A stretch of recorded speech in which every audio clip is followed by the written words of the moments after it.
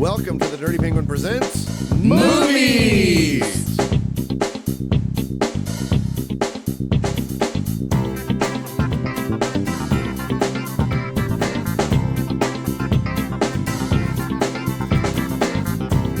That's right, welcome to the Dirty Penguin Presents Movies.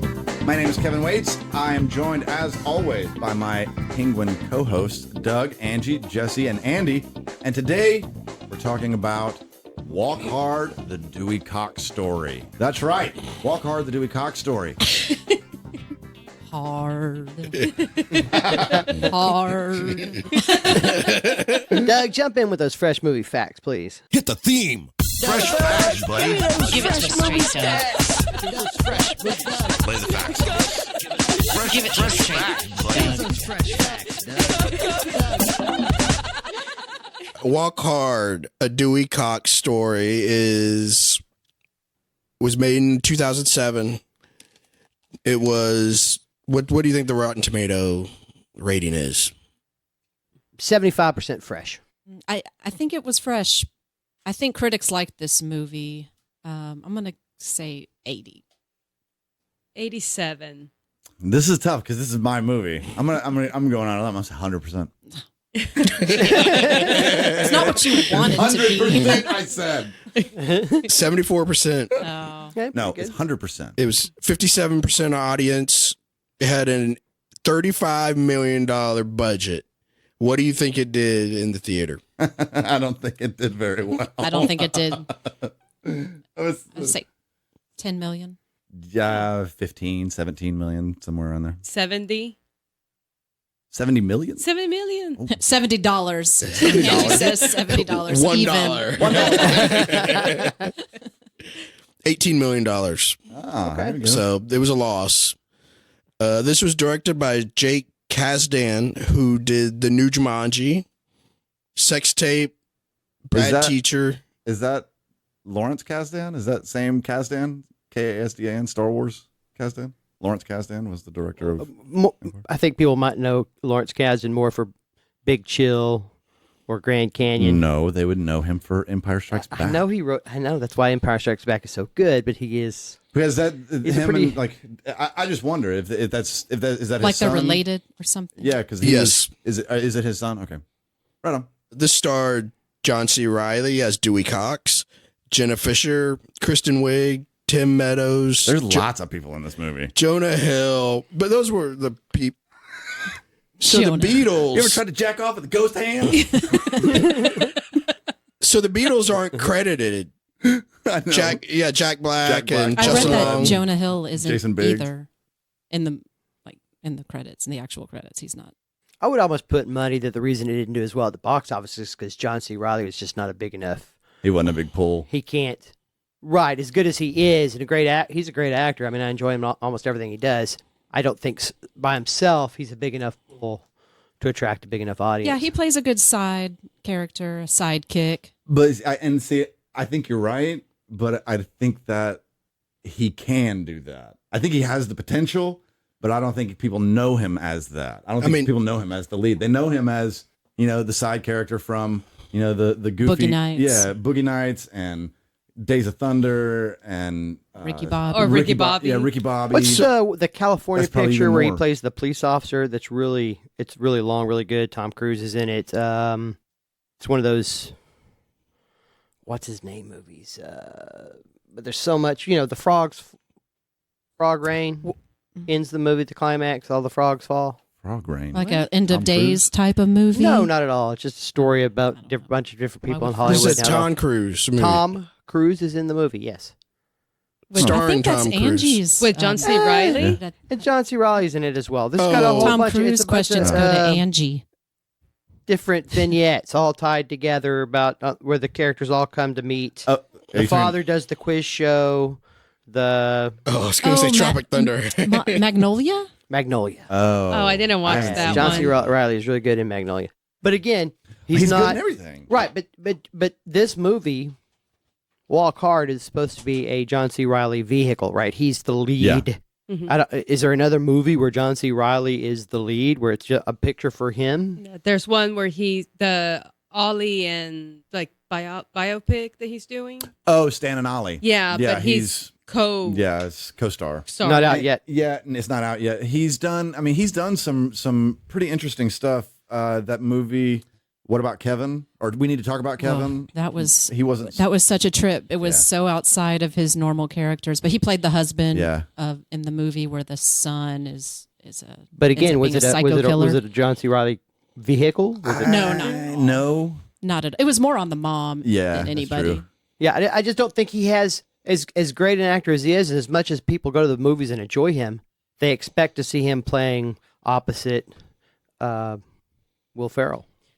Which Oh, I think you're right. And that's why it's so surprising when you see him in a serious role. Yeah. And he does such a good Oh, job. he's a fantastic. He's He's an amazing. awesome, I like amazing him. actor, and I truly think he has the acting chops to carry a Oh, big movie time, all yeah. the way to the end. He does, but I don't think the general audience, The the brand American public, recognition. At the time especially. they're not going to go see a John C. Reilly movie if Yeah. he's the biggest star in it. No. They're going to I think mean, it's a he C was film. Wreck-It Ralph. That's true. Yeah. And that is, I would say that's a John C. Reilly vehicle. Hey Doug, would you like to comment on John C. Reilly's performance in Sherlock Holmes? Holmes Or and Holmes Watson. and Holmes and Watson, Watson. excuse me. While we're on the subject. I think Andy backed up how bad this movie was. Yeah, you disliked it so much. I thought I might like it if I watched it. And you were so right on. It is so bad. I was telling these kids the other day, it's kind of like eating an expired tuna sandwich from the convenience store. It just rolling keeps the coming dice. back up. I'm driving around and it's, I remember how bad that movie was. It's like, I great watched that image. movie. Oh, I can't believe I sat through that much of that movie. Oh, Did you watch the whole thing? yeah.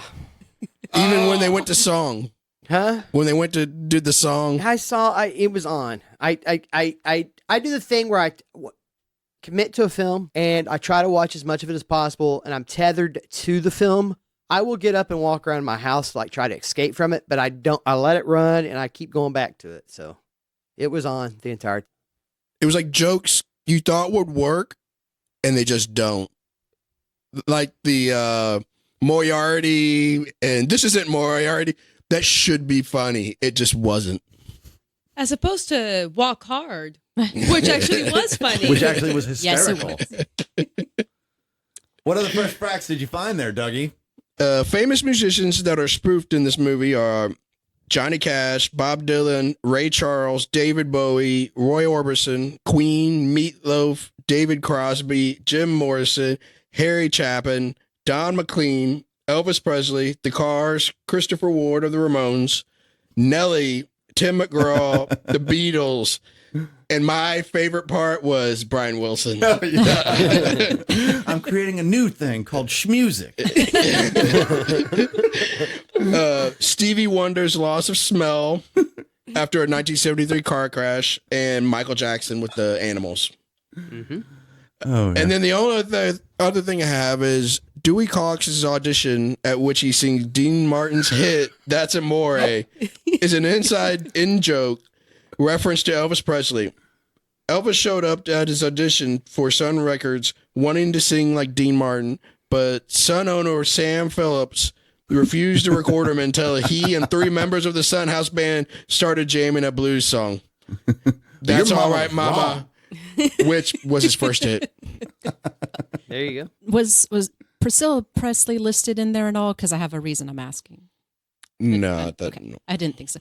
I thought Darlene, the way the actress played Darlene, was Jenna channeling Fisher? Priscilla Presley with the big hair and the heavy makeup. Mm-hmm.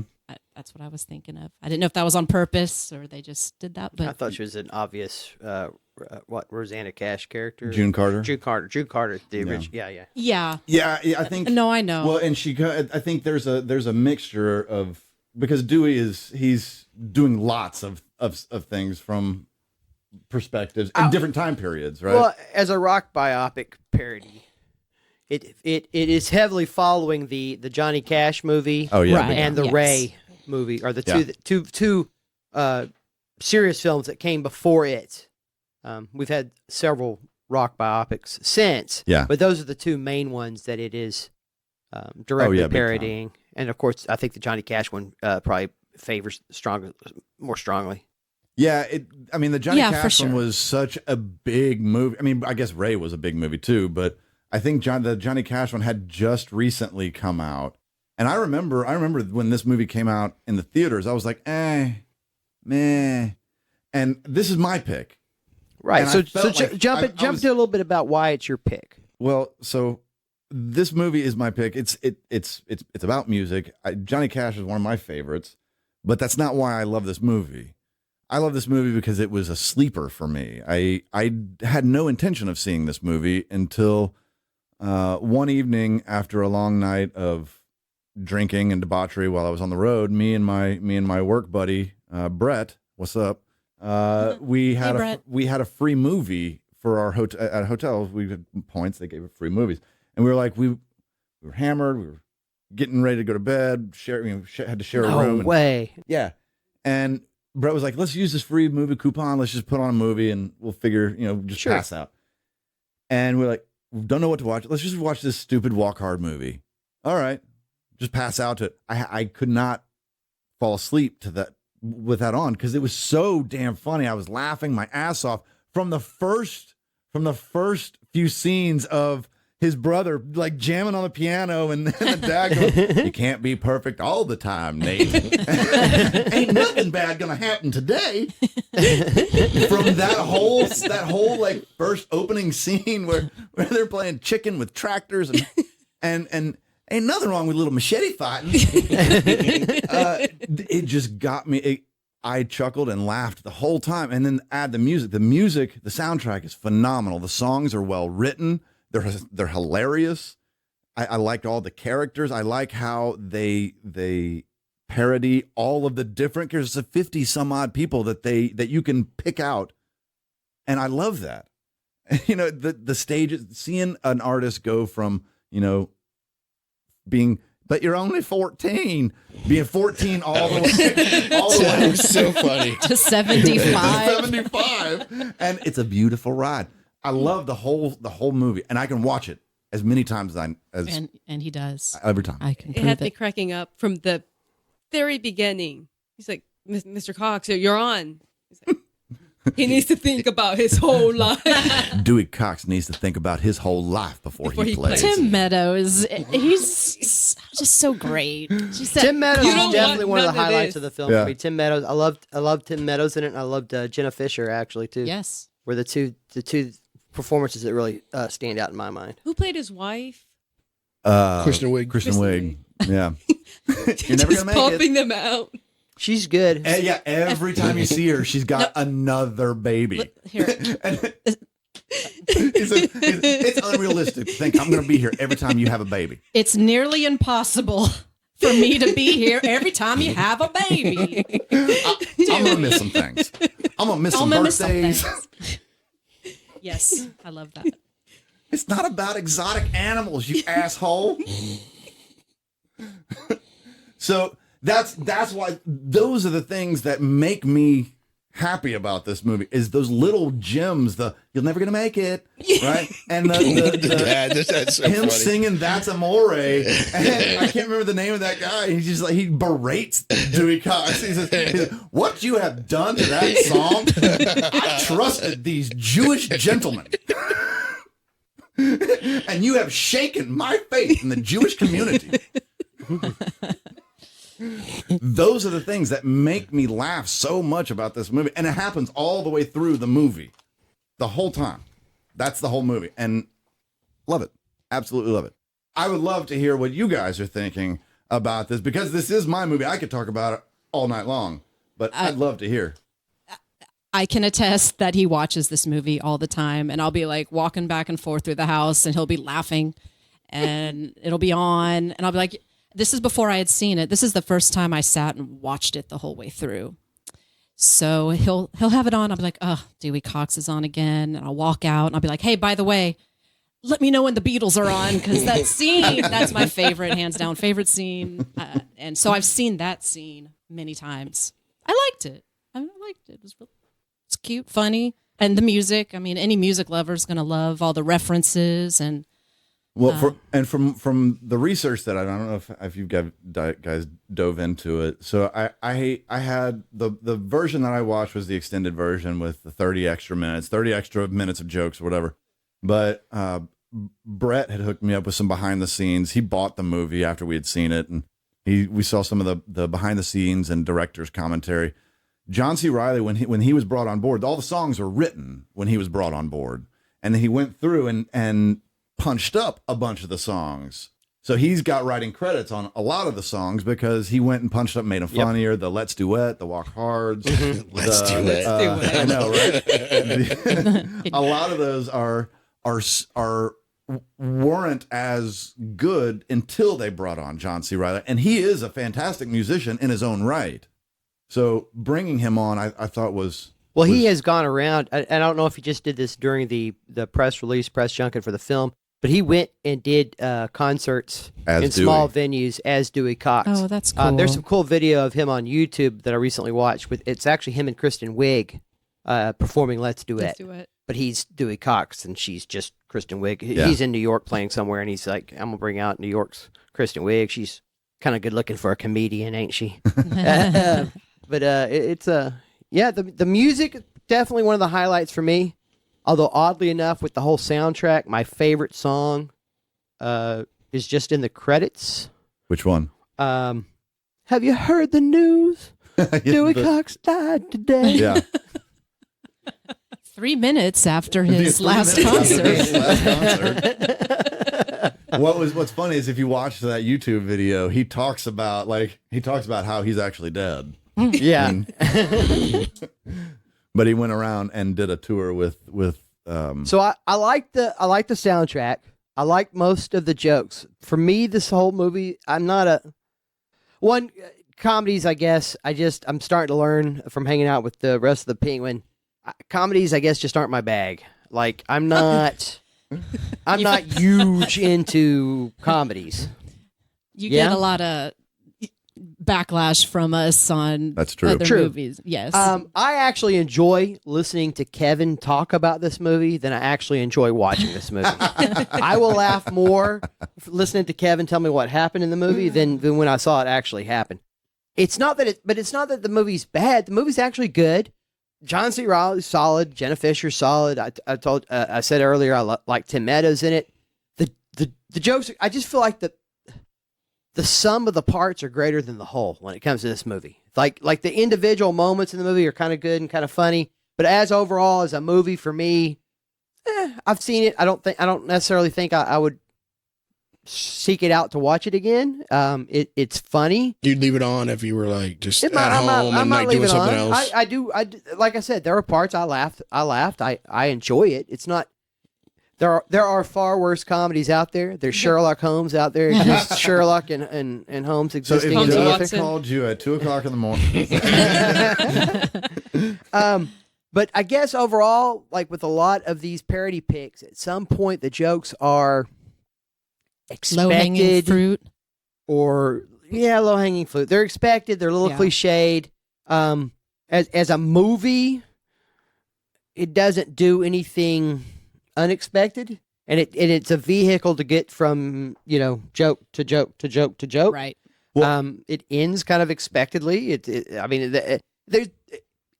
not it's not done poorly. It's funny and there's good stuff in it, but I'm not a fan. I like how you said it, like from joke to joke to joke, and I'll agree with you. But I think that's what I liked about it is that it wasn't strained to go from joke to joke to joke. It felt each joke in there felt naturally placed to me.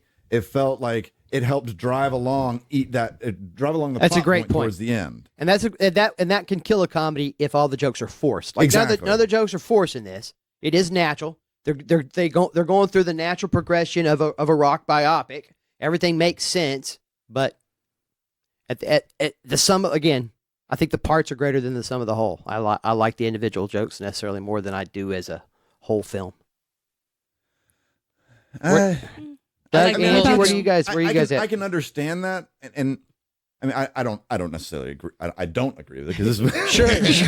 but maybe this movie it's you get three real separate sections. You get early Dewey, you get middle Dewey, and you get late Dewey, right? And it follows that whole acts 1, 2, 3, where early Dewey is, has early success and is right, and then you have middle Dewey where he kind of plateaus. 35 seconds after they recorded their first song. And here's a new hit tune recorded just 3 minutes ago. That's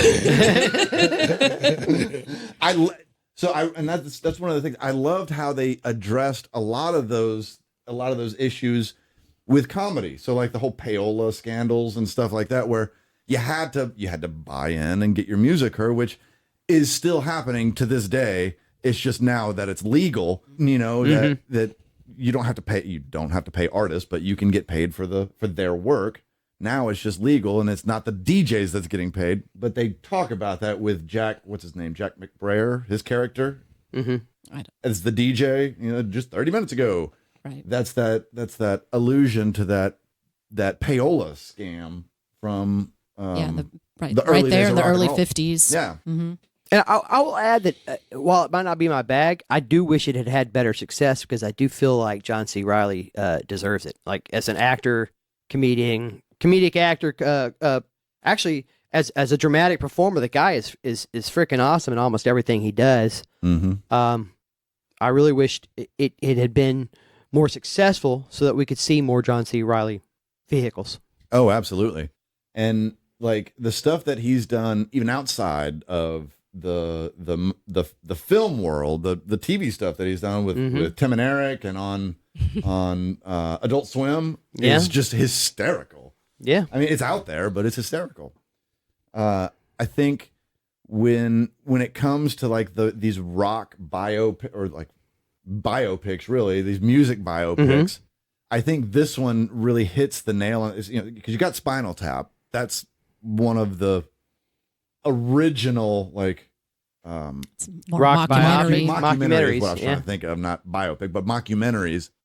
And then you have like the A Mighty Wind and stuff like that. But I think this one stands alone in that it parodies multiple people through one person. The others, you're looking at multiple genres from different people, because like Spinal Tap is rock, but A Mighty Wind, you get multiple versions of folk and right. Sure. Yeah. But this, you get to see what 50s style punk would be when Dewey tries coke for the first time, right?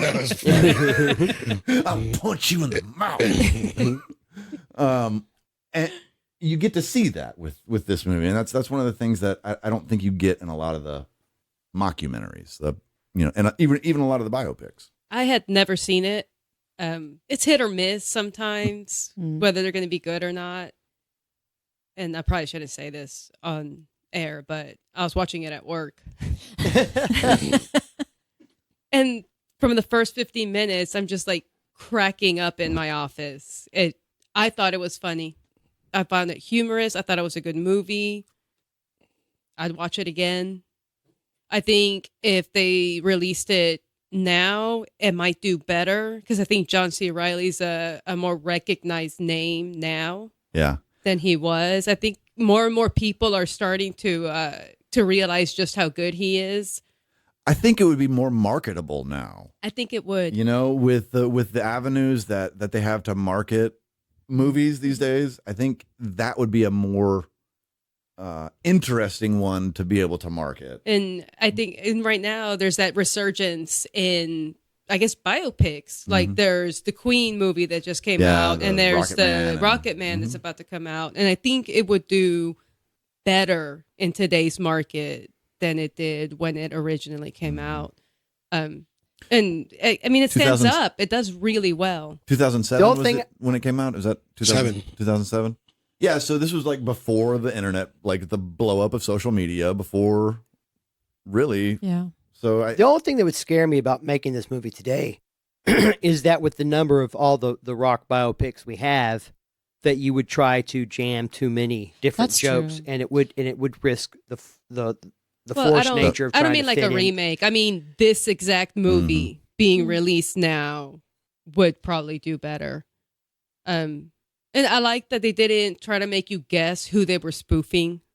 They're like, that's Bob Dylan. Here's the Beatles. Yeah. Maybe Yeah. Bob Dylan sound like me. I thought it was funny. It kept me laughing continuously. I had to stop it because, Well, work. it was time. It was time to parody these biopics, because by the time Walk the Line came out, I mean, they do all have the same. No one thinks it's going to happen. The guy behind the studio, he's sitting there bored, and then all of a sudden he's like, "Oh, this is, that look that the producer gets that's going to sign him." I think because to me that was this Walk the Line. Yeah. And I know it might Elvis not be as pick. interesting, but I think it might be fun to make a movie of a biopic of a band that failed. Isn't that Sure. what Almost Famous is about? Almost Famous? Oh, yeah. Not I really. think that's a up and coming. Yeah. It's like almost they're about to be. They hit Rolling Stone at the end of that movie. Almost Famous is it biographical? No, it's not. I think it's supposed to be. It's almost biographical. It's supposed to be. Well, he really- Allman Brothers is the But band. he that they're- he really did that, yeah, with the Allman Brothers. right? Yeah, he wrote that based. That's supposed to be a love Of what letter to happened with him with when the he Allman was on Brothers, tour with the Allman Brothers. Yeah. I'd love to hear, what were some of the, because there's a lot of stuff that goes on in this movie. What do you think? What was some of y'all's favorite, jokes? What do you think is the most divisive? Is there any offensive? What do you think? Well, the recurring joke with Tim Meadows doing the drugs in the bathroom or wherever he happens Not to be, once. and Dewey Cox walking in. The first time he walks in, and what are y'all doing? We're smoking reefer. Well, I don't want no hangover. He don't give you no hangover. I don't like. He's trying to talk. I don't wanna get addicted. He's trying to talk him out of it. Get addicted. Well, it sounds like it's expensive. It's the the cheapest cheapest drug drug there is. You don't want none of this shit. I think I do. I like that running gag. I thought it was funny. And then it pays off. It pays off when they're confronting him. And Tim Meadows is his whole like contribution to the intervention is, and you never once paid for drugs. All Not the different once. inflections. Oh yeah. And then his is The mad version. Not once. The caring version.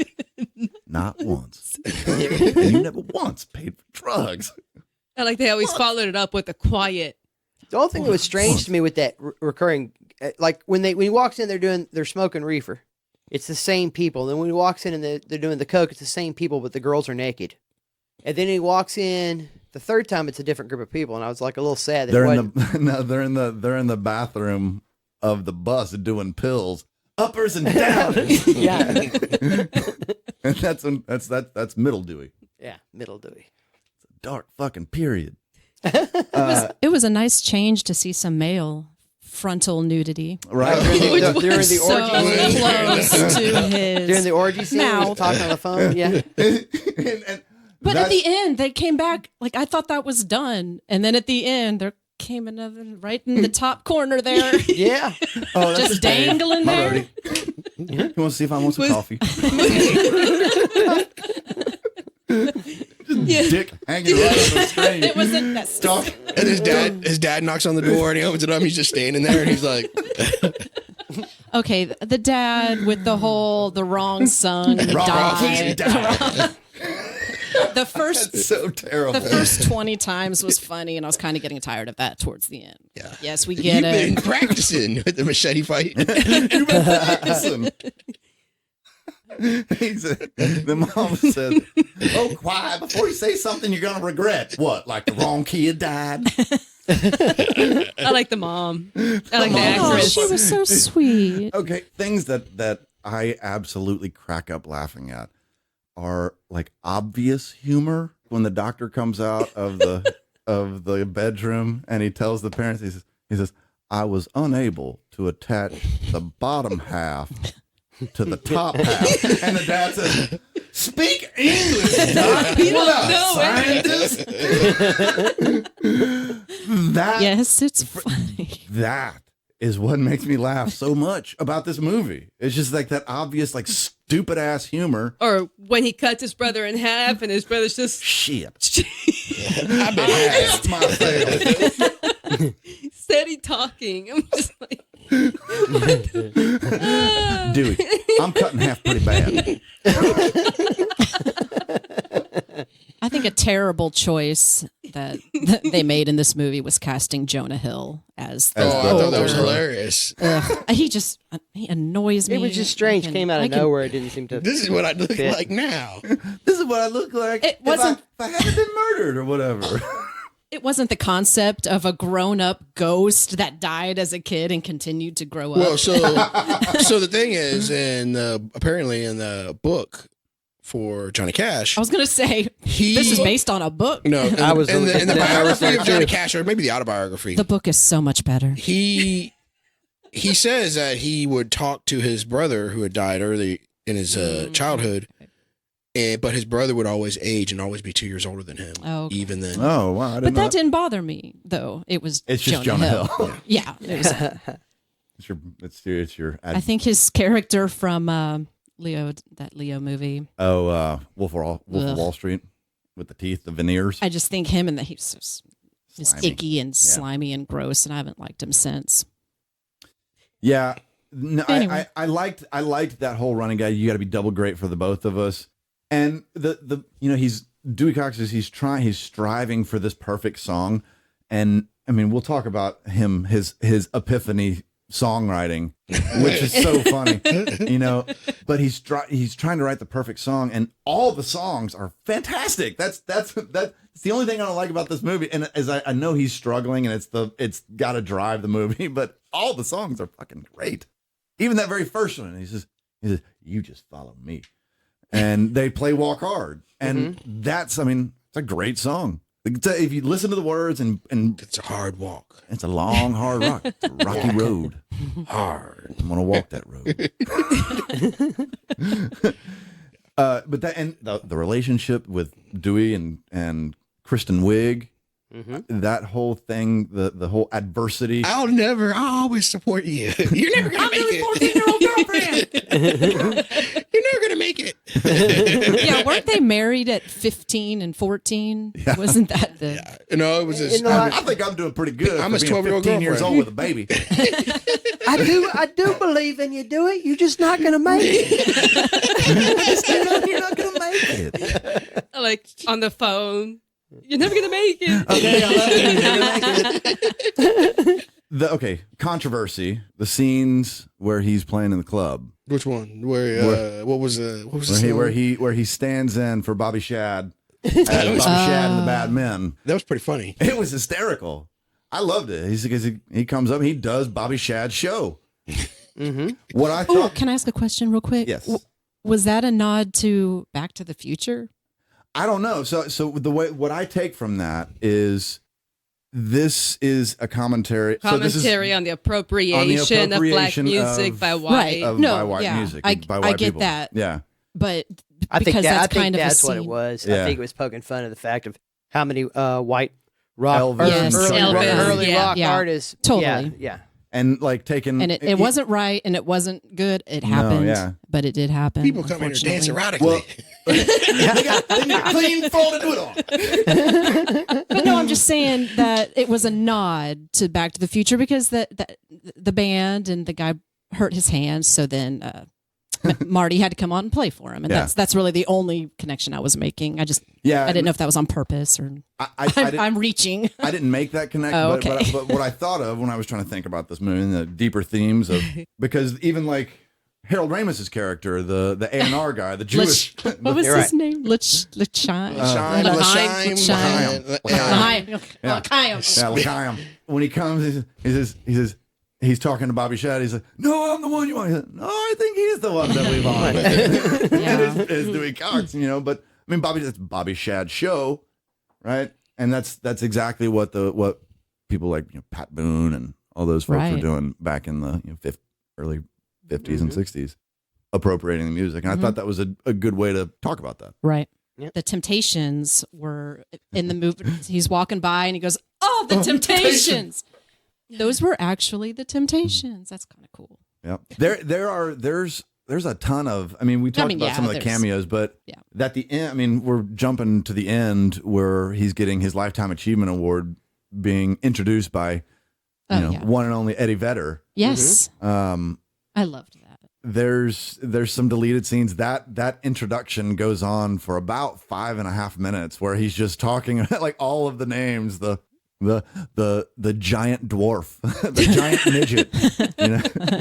But if you get a chance, the deleted scenes are on YouTube. You can see, and Eddie Vedder pulls it off amazingly. Well, he is the shit. Like I said, I could talk about this movie forever. What are some of the other Doug, themes that you guys saw with Walk Hard, the Dewey Cox story? Doug, what are some of your takeaways? I probably should not have seen the extended version. I think it was a little too long for me. Yes, so he didn't marry Cheryl Tiegs in the In the original. theatrical cut. No, he didn't marry Okay. Cheryl Cox Tiegs. No. Right.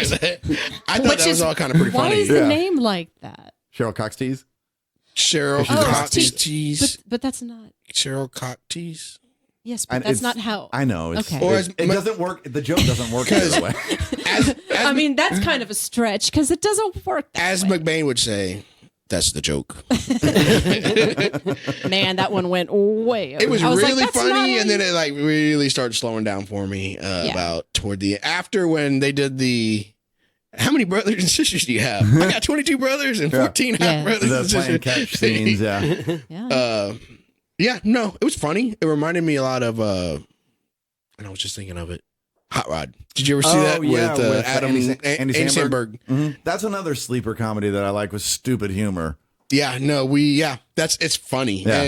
and the the bass player, he's in Oh, Hot yeah. Rod. Yeah. What's his name? He's Cyril Figgis from Archer. The guy from SNL. Yeah. Christopher, I forget what his name is. Andy Samberg did that parody of pop, of like all those that's pop right, yeah. stars. Oh, Was it called Pop Star? Yeah, Pop Star. That was funny. That was I mean, funny. it wasn't anything to rant and rave about, but it was kind of funny because Same idea. when you skewer an entire genre of music and take the most ridiculous parts of it and just skewer it, it works usually. But that wasn't a big hit either. I don't think a lot of people liked it or watched it. It was funny. Yeah. The making the songs while they were fighting, I thought was funny. 'Cause he'd be like, guilty as charged. guilty. Don't you be making a song right now? Well, when the spirit as moves charged. you have to write the song. And that song, come on now, that song fucking rocks too, man. I love that Guilty as Charged song. Yeah. Come on with it. When they were having sex and he pulls his shirt off and it's like the body, he has like he's all cut. And the interview when he did the With TV Jane. Yeah, with Jane. He said, with all your success, have you ever just stopped to smell the roses? I don't have a fucking sense of smell. I'm in a custody battle right now. They keep trying to make me take custody, and I don't want And it. I don't want it. Custody And is trying to be forced on me. And I don't think that if you don't want custody, you shouldn't have to have that responsibility. Oh, and I am no longer mainlining PCP. The Dewey Cox Show on at 8 o'clock. Yeah, and the Brian Wilson stuff. That Brian Wilson stuff I thought was hilarious. Like it was a very good job of it. And that's also a kind of an homage to Wall of Sound guy. Oh, Phil Right. Spector. Yes. Yeah. That whole era is the Beach Boys, kind of Right. like the Yellow Submarine concept album. That Right. introduction of the Beatles are known for the I'm first. surprised they concept didn't album. have a character with like the wild big hair from Phil Spector's Trial when he had like. Oh yeah, big, the giant, huge perm the hair. giant hair. Oh, Yeah. I don't think that happened at the time. I Yeah. guess that happened later. Well, I mean, he had the afro then, but yeah. when I think the intervention where he's where he's in the studio and they're just layering all of these songs. I kind of like that song. I did too. I was like, hey. And then when he was in there in the studio, and then he's there, he's singing, and they're like, what's he doing in there? And I was like, man, this sounds pretty good. I Dope love- song. I love the band. Every one of those guys. You slept with me too. You slept with my wife. You think we don't want to cheat on our wives too? Yeah, the band, the guitar player and the bass Yes. player, which was like this goddamn glass cat. They have so Band. much animosity, but they love Dewey so much that it's just so much fun to watch the whole way through. Angie, did you have anything that you wanted to add? I thought it was really funny. I like the break in the middle. It was just like, is he ready? He just entered the 70s. I like at the very end, too. At the end of the credits, it shows him and it's like the real Dewey Cox.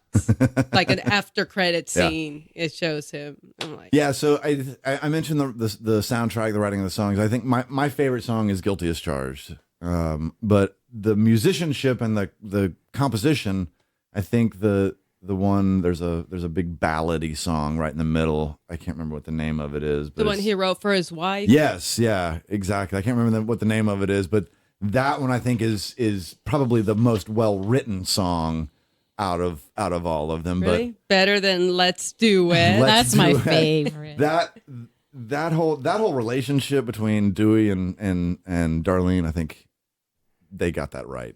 Yeah. They definitely absolutely. got that right. The whole sexual tension and just, thanks for letting me sleep in your bunk, Dewey. Well, you got to sleep somewhere. He really committed to that part. I mean, he was. The one thing I've been really missing is a penis in my vagina. No, it was just like, I need a man's touch. And by touch, I mean penis in my vagina. A Life Without You. Yes, A Life Without You. That's probably the most well written song. But they just they take all of the stereotypes, wrap it up into one whole movie, and I mean, Yeah, I think the soundtrack is awesome. And I thought The they songs did made it for the movie are well. great. mhm. It was funny. They made fun of it without being, I think, mean-spirited about it. Yeah. It was an enjoyable movie. Penguins. Any final thoughts? Walk Hard, the Dewey Cox story. Thumbs up. Flippers down. Flippers Flippers up. up. Yeah, I would definitely recommend this to anybody that hasn't seen it because it's so funny from beginning to end. I did that today. I'd never seen it. I saw it for the episode. And then today at work, I was like, have you seen it? It's hilarious. I have it. I can send it to you. So, flippers up. Yeah, flippers Yeah. up. All right. Well, I think that about wraps us up for Walk Hard, the Dewey Cox story. I think, as Andy mentioned, I don't think John C. Reilly gets the credit that he deserves for his chops. Not even in this movie, but Just in general. in general. So that does it for us. For the Dirty Penguin, we're going to sign off of the Walk Hard, the Dewey Cox Story podcast with 2 flippers up from everyone around. Stay tuned. We are still waiting for submissions for our season 4 topic from our lovely fans. That's you. Check us out on our Facebook page, The Dirty Penguin Presents. You can check us out on Twitter at Dirty Presents or on our Instagram page at The Dirty Penguin Presents. Go hit us up. Tell us what you would like to hear us talk about. What is your favorite topic of movie? Is it movies set in Las Vegas? Is it movies with animals as the main characters? We don't know because it's your favorite genre. We want to talk about it. So hit us up on our social media sites and who knows, maybe you'll be the winner. All right, that does it for us. We are the Dirty Penguin. Wow. Join us next time when we'll be talking about The Edge of Tomorrow. For the Dirty Penguin, squawking it out. Squawk dirty. Squawk hard.